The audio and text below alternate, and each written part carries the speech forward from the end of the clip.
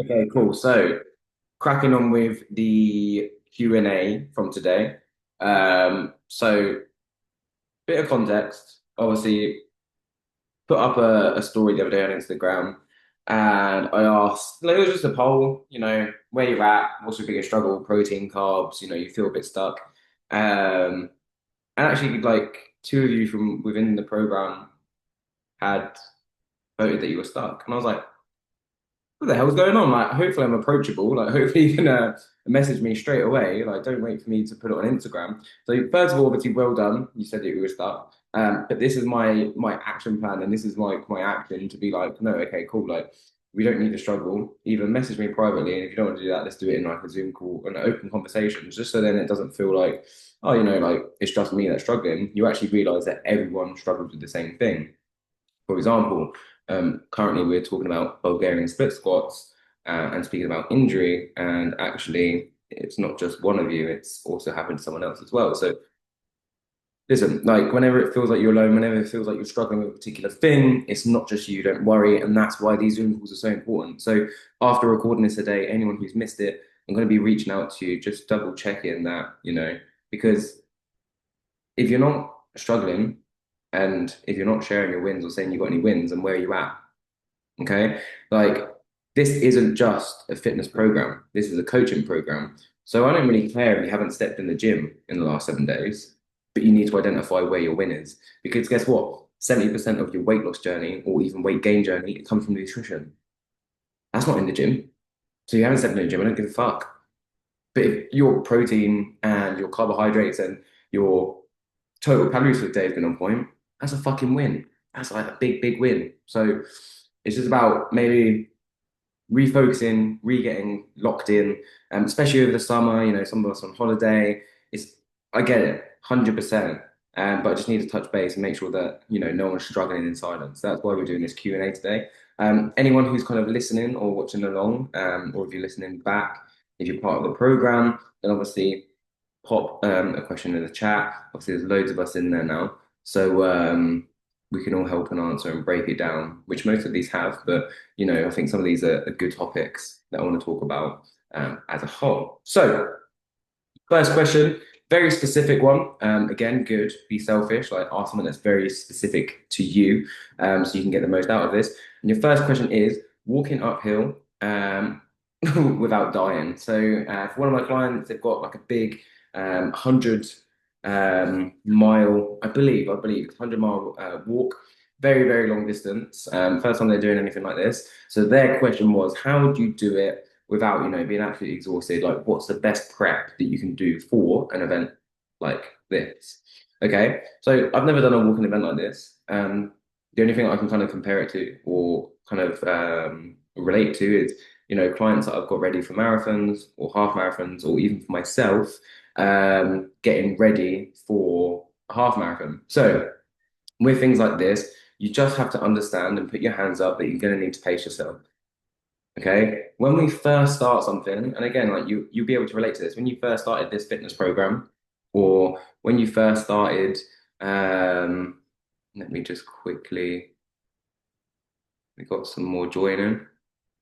Let me just pin that and then welcome, Stephen. Stay muted for the minute and we'll do a question. I'll just go through these and then when you're ready, we'll go through your question if you have any, or just pop it in the chat and then I can come back to it. So yeah, as always, like when you first start a fitness program, you're super motivated, you're ready, you're going hard, you're probably lifting heavier weights than you're probably able to do. You need to pace yourself. So just remember when you're at the start of like this race, if it's a race or if you're at the start of this walk, just pace yourself, take your time, okay? Because you've got a long distance to go. The worst thing that you can do is get yourself all hyped up, go extra, extra hard, and then you're burnt out when you're like halfway through. And there's the last few miles. Because think about this, it doesn't matter what you do in life, yeah? The last few bits of that journey or that goal is always going to be the hardest, okay? So save all of that energy, preserve that energy for when it gets the hardest. Just take your time. Obviously, with these things, you're usually with walking groups, cool, fine, whatever. Just remember just to pace yourself, okay? Don't be like at the front of the group, eager, if you know that you've never done something like this before. Take your time, take rest when you need to. And then we're going to obviously go on to the second one, which is how to kind of, get ready. in terms of nutrition. So obviously, when you're doing events like this, you need to make sure that you've prepared nutritionally beforehand and during. So make sure you've got like a trail mix or dried out fruits are really good for long walks and hikes. Things that are lightweight. So if you can, like or well, yeah, if you can't do it yourself, then obviously buying stuff like dehydrated fruit. It's light, it's not heavy when you're doing like long distances. Um, Obviously, if you're camping as you go along as well, you put some water, you put the water in, it kind of rehydrates it. You can do all of those types of things. So, um, yeah, make sure that you've prepared yourself nutritionally. How do you do that before the event? Make sure you've got enough carbs. Obviously, with walking, yeah, you probably don't want to do like a massive carb overload. Obviously, if you're doing running events and stuff, you do like a carb load.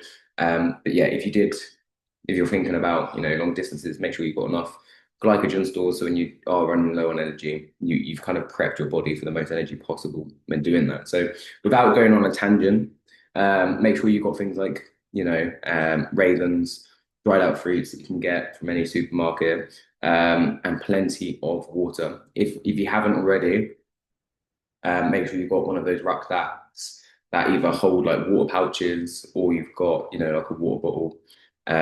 Preferably not like a metal one or anything like that. Again, it's gonna like weigh you down even more, make that walk even more difficult. But it's lightweight and you can carry lots of water in. So that's kind of how you can prepare nutritional wise. And then just you've got from the top of my head, you've got about 6 weeks, maybe like 4, 6 weeks to prep for this, right? So you want to start getting that distance in regularly or like breaking it up throughout the week. So if you know that you've got 100 miles to walk over, I'm going off, like I don't actually 100% remember the full details, but I know it's along the lines of like 100 miles in like 4 or 5 days, maybe seven. Let's just say 5 days. So what's that, like 200 miles a day? Oh no, I do remember. It's 100 miles and it's a half marathon a day. I remember now. I remember that conversation. So it's a half marathon a day that you're walking over 5 days. That obviously then gets you 100 miles. Perfect. So you know that you're walking 21K a day.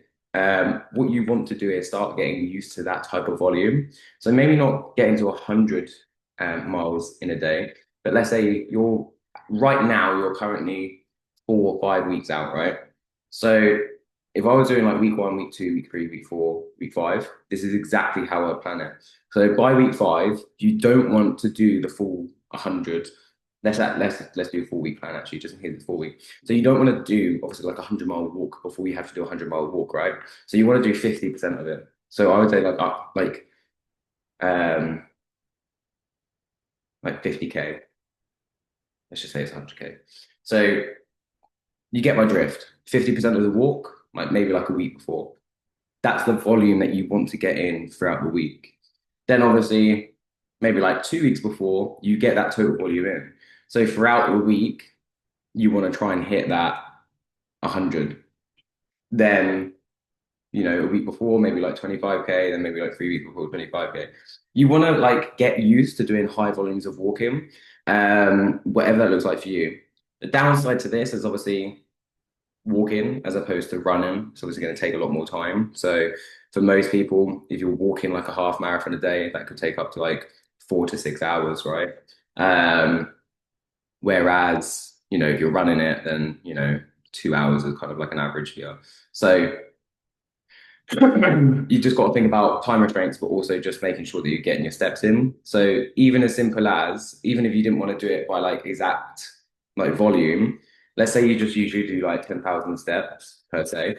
What you want to do is increase that by a certain percentage. So let's say you usually do 10,000 steps rather than focusing on like getting 100 miles in throughout the week.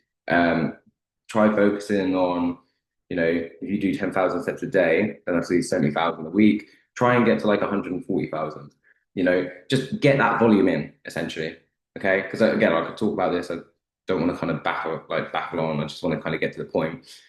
Increase that volume like 2 weeks before, 3 weeks before, just then it's not a shock to the body when you do it. Because the thing is, like 3 weeks before, let's say you do it, and then you notice you've got like a little bit of a knee injury or something that's like bothering the calf, you then have that time to still recover, but then your body has already kind of gone to that length. So you can recover, you can repair, and you can kind of test what foods work best for you. Um, just another little shout out, especially when it comes to nutrition, is things like rice cakes, super light and good for carbs. Okay. If you have more questions around that, please just drop me a message. But essentially, the three most important things when you're preparing for a walk or a long distance walk, pace yourself. We always have our most energy when we're starting something. So make sure that you kind of, mentally relax yourself, be very calm, just talk yourself through it. Like, this is a long journey. Try not to use all your energy, and just enjoy the ride because when it does get to the end, when it does get difficult, that's when you're going to need all of your energy. Nutrition, make sure that you've eaten well the previous 2 days, enough protein, extra carbohydrates if you're on a low carb diet. Make sure you've got your fats in as well. And then distance, getting the reps in. So um, make sure that you're getting the volume in. And if you're not doing like particular targets, like a half marathon a day or anything like that, in terms of walking, just increase your volume of steps. So if you usually do 10,000, try and do 20,000 a day.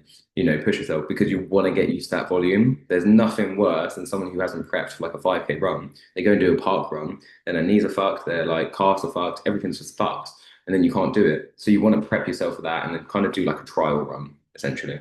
That's how I would prepare for like that type of walk. Second question is, let me just double check this.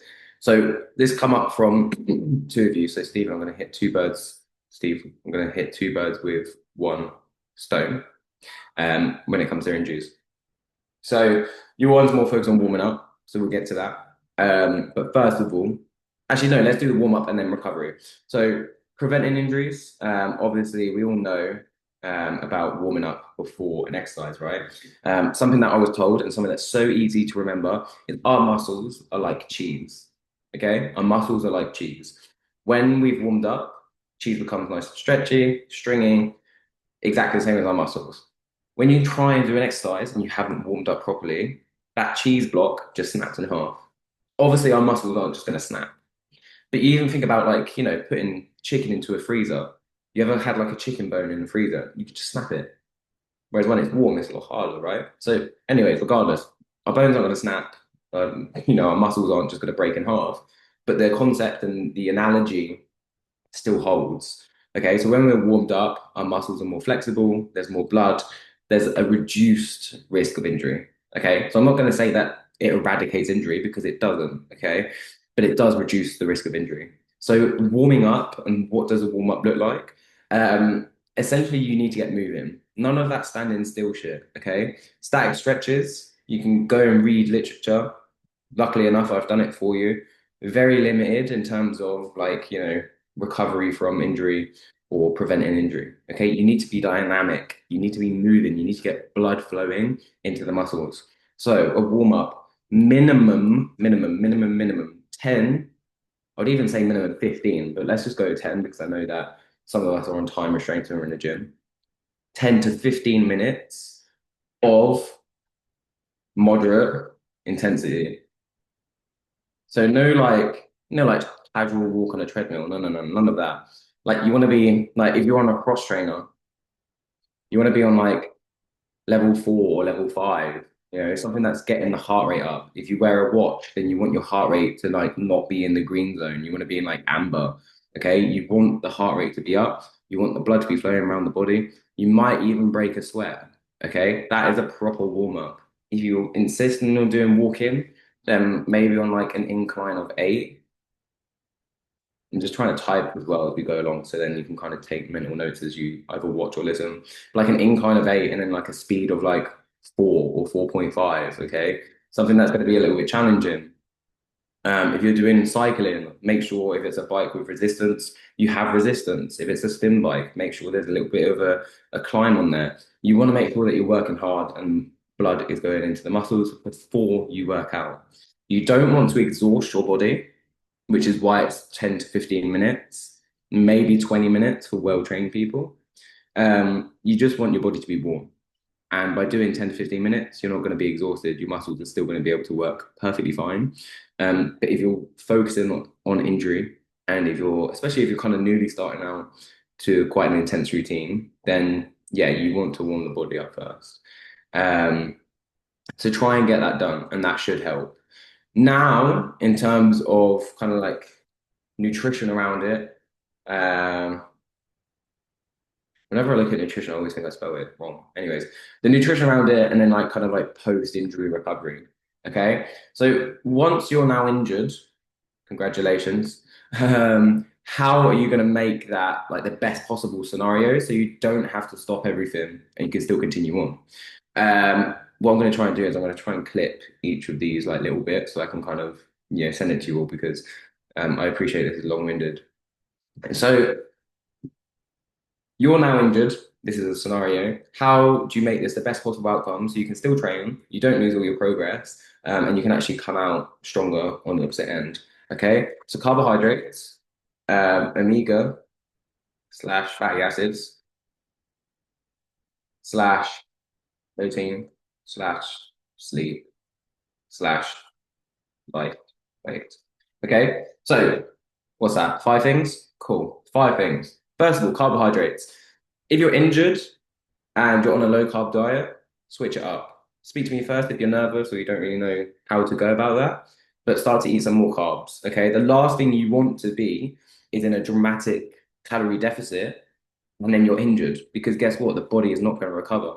That's why if you're on like a dramatic weight loss journey, you're not going to be doing like burpees, doing backflips, jumping around upside down, all of that stuff. Okay, you're going to be doing more machine work, maybe a little bit of dumbbells, but more machine work to because you're at a higher risk of injury, because you're on low carbs, you're more tired, you're more likely to make mistakes. If you are at a point of injury, then you need to up your carbs. Okay, carbs are your energy. It's your preferred energy source for the body. So you want to up your carbs if you're on a low carb diet. And if you're in a dramatic calorie deficit, just start to slowly refeed yourself a little bit. Don't worry, it's not going to be forever. Trust me, putting on maybe like 1 or 2 kg to help yourself recover is going to be a lot better than having to go to the hospital and take 6 months out for recovery. Okay, trust me, just trust the process. 1 or 2 weeks on a not a calorie deficit or increasing your carbs isn't going to hurt. 6 months out because you're injured is going to hurt you a lot more. Okay. Um, Second, omegas and fatty acids. So joint health, brain health, there's so many different benefits. If you go back on my YouTube, you'll see all of the things that I've spoken about when it comes to micronutrients. But your omega threes and your fatty acids are going to be so important for your recovery. You can either get those just from eating fish, or if you have the capsules as a supplement, I'd recommend everyone doing that. It's going to help you with your recovery. Protein, we all know protein helps to recover, and the protein and the carbohydrate goes hand in hand. When you have protein with a carbohydrate and you absorb that, well, when you intake that at the same time, they're going to be absorbed a lot better, and it allows each macronutrient to do its thing the best. So if you're having carbs and you've got enough protein, then obviously the protein doesn't need to pull away from the carbs, or the energy sources don't need to be mixed up and moved around in the body. They can just do what they're best at doing. Okay. So make sure you've got enough protein. Again, it's going to be really important for recovering the muscles because the last thing that you want to be doing, let's say you've got an injured muscle, let's say you've injured your bicep, and then you train legs, and then because you're in a calorie deficit, you're not having enough protein. So then that protein is then also being shared between an injured muscle, but then also the muscles that are recovering from a heavy leg session. It's just not an ideal scenario. Okay. Um, so yeah, make sure you're getting enough protein in. Sleep is super important. Even when I'm just sitting here chilling, even if you work from home at a desk at a computer, you're not recovering. Okay. Your best recovery and your best progress maker is when you're asleep. Okay. So you need to prioritize sleep, especially if you're injured, because if you're injured and you're not sleeping, guess what? It's a recipe for disaster. You're probably going to go and injure something else if you continue training as well. So you need to make sure you get your sleep in. Things that will help you asleep. Stop having caffeine after 12 p.m. Um, Magnesium, game changer in terms of sleep. Sleep longer throughout the night. You should be able to get better sleep. And then your phones or devices, you need to turn a light mode, like a night mode on and reduce the blue light to the eyes, which will slowly start to help you start to fall asleep and calm you down, getting ready for bed. They're like my top three tips. So top three tips for sleep is no caffeine after 12, um, magnesium, take magnesium, and then reduce that blue light on your devices. And then finally, the fifth step for now that you're injured, how to best recover, lightweight. So if you're going into the gym, make sure you do more machine work. If you're not doing machine work, make sure you're doing super light weights. You're not really going to be in a phase where you're pushing yourself like crazy. Even if you've injured your bicep, you don't want to be going super, super hard on a leg day because, again, you want your body to focus on the recovery of the muscle, not on recovering a particular muscle group. It doesn't mean that you slack off and you stop working, but you want to be, if on a general day you're on like an 8, 9 out of 10, you just want to drop it to like maybe like a 6, 7 or like a 7, 8 at a push. You don't want to be feeling DOMS the next day because then guess what? All of that priority, your body is focused on recovering those muscles rather than the injury. Okay. So make sure if you are still training, make sure it's nice, lightweight. And if you're training the affected area, make sure it's nice, lightweight, just get some movement. Doesn't matter if your right hand's injured, your left hand's injured, you don't do different weights. You do the same, nice and light, go through the movement and get blood into the area. The number one thing that will help you with injury is getting blood into that area where it's injured. If my bicep is injured, I'm going to do the most that I can do to get blood into that area because that's going to focus all of the recovery in that area. Okay. That's like the easiest, simplest way to think about it. If you're injured, get blood into the area, nice and light, nice and simple. Don't overcomplicate it. Bim bam bosh. More specifically, hopefully that answers. If you have another question, Stephen, drop it in the chat. If not, then I'll move on to the next one. We can do like a little talk after as well, if you're cool with unmuting. Third question. So the urge to eat more and kind of like binging when you're away / on holiday. So this actually came at a good time. We're in the peak of summer now, so everyone's away on holiday, and you're having like little breaks. Weather's good. I'm here in a bloody hoodie, like an idiot. But yeah, it's super hot, and yeah, look, this is really simple. So typical habits when people go away is they go away. They're like, oh, I'm on this fitness journey. I'm not going to eat food. I'm not going to make the most out of this all inclusive. The all inclusive is so bad for me. So what ends up happening is you end up starving yourself. When you get to like 4 p.m. in the day, you're then starving. You're then going to the buffet, maybe end up having sweet treats, or just prioritizing the alcohol. Yeah, so you can even just saying that you can already start to pinpoint. Maybe you might be able to connect some dots. You might go, "Oh my God, that's exactly what I'm doing." What most people do, and this is interesting as well, is that you will sacrifice food to allow yourself or give you like brownie points or points to allow you to then drink alcohol rather than reducing your alcohol and continuing with your normal food. Because if you kept your diet consistent, then you probably wouldn't have the urge to drink more because you're more satiated, you're fuller. Your cognitive function is going to be a lot better because you've eaten. So you probably be able to make better choices. Um, and you're going less of a feeling. Okay. And what I mean by that is that if you've starved yourself or you haven't eaten food and it's now like 4 p.m., you now know how there is no logical thinking beyond this point. You're only going to be going off your feels. If you're with your family, you're probably going to be a little bit pissed off because you're hungry. If you're by yourself and you're trying to make a decision based on your weight loss goals, that's gone out the window. You're hungry. Your body is hungry. It wants food. Okay. So then when you go to have that alcohol, guess what? Bang, bang, bang, bang, bang. Before you know it, you're probably on like 5, 6 drinks, 7 drinks, 8 drinks, 9 drinks, because you haven't eaten all day. Your body's trying to crave that thing, that sugar, that, just for a bit of energy. And then by the time that you've had like 10 drinks, you've gone way over your calories like calories anyway. So it's just a balance of okay, cool. Like I'm not going to throw all my toys out the pram. I'm not going to starve myself beforehand. I'm going to keep a steady diet, and then when I drink, I'm going to drink with you know not even like responsibility. I'm just going to drink with informed decisions. Okay. If I know that I've had, two or three beers, maybe I'll start having like, some shots that are slightly lighter in terms of calories. Maybe I'll have like a vodka, lemonade, whatever. Something that's a little bit lighter than a beer, cider, and whatever. That's like 400 calories per pint. Okay. Rather than 100 for a vodka shot. So start to make some more informed decisions and don't be afraid to eat because food's not the problem. Okay. You need a balance of the food and the alcohol. Um, just a side note as well, I've got like a little rule for holidays. I said it to someone the other day. If you're going away for 4 days or less, um, write it off. You're like for real. If you're going, I'll repeat this again. If you're going away for 4 days or less, write it off.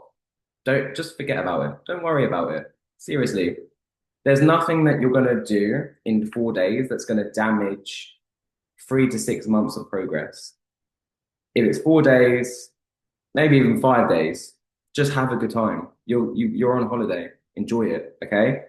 Don't, you know, don't have a miserable 4 or 5 days just because you think it's going to affect your progress. It's not.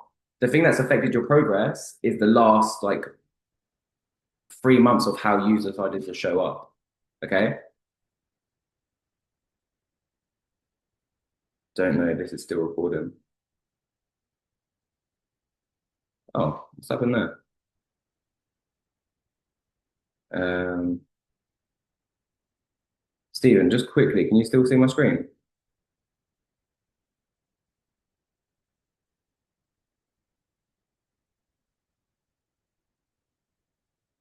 All good. I think it's fine. Sorry, I've been having an absolute nightmare with Zoom today, so I don't know what's going on. Obviously not great though. Anyways, it's 4 days to 5 days. Don't ruin your holiday. Just write it off. The thing that affects your progress is the past 3 months and how you've shown up in those past 3 months. No, it's just black for me. Oh man. As long as you can hear me, then we'll go with that. I'll see if it uploads when we're done. But essentially, yeah, the message is the same. Yeah, I know. I had that as well. There must be something wrong with Zoom today then, because it's been like that for me, even being on the receiving end of Zoom, not the teaching end, but whatever. I'll try and wrap this up then. So yeah, if it's less than 4 days, write it off. 3 months of how you've shown up is going to determine your progress, not 4 days of going on holiday, and going over in your calories for 4 days. Okay. The work that you've put in is a reflection of how you come back from holiday, not your holiday is a reflection of your past like 4 months. It just doesn't make sense, right? So that's another thing as well. Don't blame the holiday. Don't try and ruin yourself because it's all of the work that you've done before that and has led up to that that actually determines how your holiday goes. So yeah, look, if what happens then if you're past 5 days, past 4 days, eat responsibly, eat responsibly. So my like little cheat sheet if I'm going on holiday is if you're in an all-inclusive or you're going out, just have less carbs, try and focus on higher protein sources. If you're having fizzy drinks, try and go for the zero sugar option. If you're a big no-no on that, yeah, it's pick your poison, right? So if reduce your carbs, have higher protein sources. Okay, we all know how to do that. Pick more meats, have less carbs, have less rice, have less potatoes, whatever. Just do less of it. It's super easy. If you're in a hot country, you're probably eating less anyway. All good. Pick your poison. If you're not gonna have like diet drinks, then make sure you have less alcohol. If you're gonna have diet drinks, then you've got some calories in the bank for alcohol. If you're having beers and ciders, then make sure you balance it out with some shots so you're not just like consistently shooting up the calories.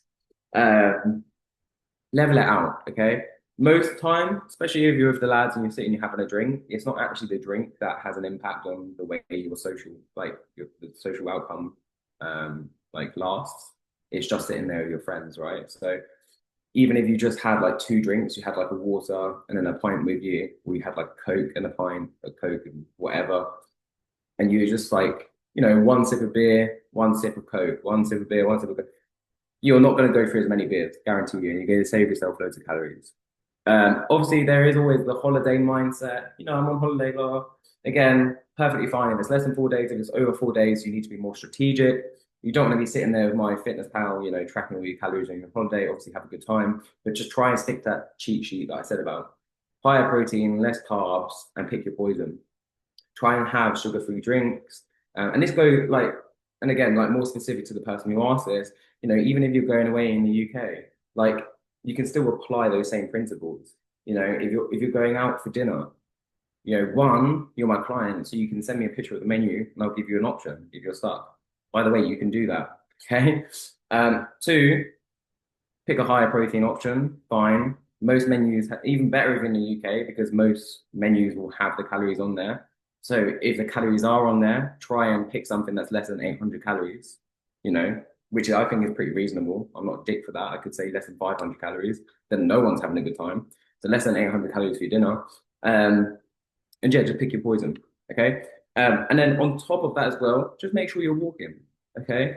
If it's like a nice sunny day and you've gone on holiday, don't waste your time being on a bus all the time or getting Ubers. If it's a 20-minute walk, just fucking walk. Okay. Like try and keep your activity up. I'm not saying you have to wake up, go to the gym every day. And that's again another mindset or a myth that people go on holiday or they go away and they're like, right, I'll try and get to the gym. No, fuck that. Okay. Like stop selling yourself like this weird like dream. Just do simple shit.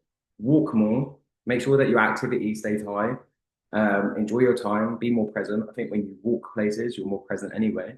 Um, just make sure you're moving, pick your poisons, and yeah, don't ruin your holiday. Just be smart. Okay. Like you already know when you're reflecting on the holiday what went wrong. So when you're actually there in that position, just think about the same thing. You know what's going on. So if you want to recap, higher protein, less carbs, diet drinks, move more, and then where possible, try and pick shots of alcohol or spirits rather than beers and ciders because it's going to be less calories. It's going to save you a lot of calories, and then you don't come back feeling guilty. But again, if it's less than 4 days, just write it off, chill out, relax, enjoy your holiday. So they're kind of like the top three struggles that came up. Obviously, I'm going to see how this Zoom comes out once it's uploaded because we've had a few troubles. Obviously, if you have any more questions, drop it in the group chat. And then we'll do another one of these next week because I don't want you guys struggling. I'll try and split this up so it's like a little bit easier to digest as well.